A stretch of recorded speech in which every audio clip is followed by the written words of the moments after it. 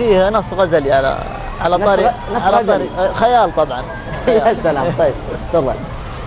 يقول لا تنشديني علامة عود جسمي نحل، وانتي تعرفين من سيد زمان الجروح، من يوم صار الغموض يلف وجه المحل، وانا اطرق البال وابحث عن مجرد وضوح، مالي ومال الزمان اللي سرى واضمحل، يبوح ولا عسى عمر الزمن ما يبوح، لو كان للنخل موقع في سواد الوحل ما كان مضرب مثال الطيبين الطموح.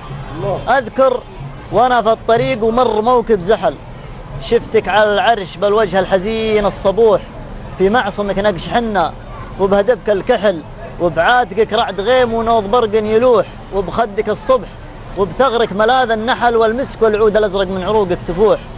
قلت ازرعك في رصيف الذاكره لو رحل صوتك وصار المكان انسان من دون روح، لكن صوتك تربى داخلي واستحل نزوح فكري، وفكرت استميل النزوح واحل عقده، ومن عقد حباله يحل قدام لا يعقده حبل الزمان الشحوح. جيت بدوي على العشبه نزل وارتحل، والبدو من حيث ما ينبت حياها تروح، انسان عابر شرب وجهك وعوده نحل، جالك بلا جرح وقفه ممتلي بالجروح. الله الله الله يا عبد الله.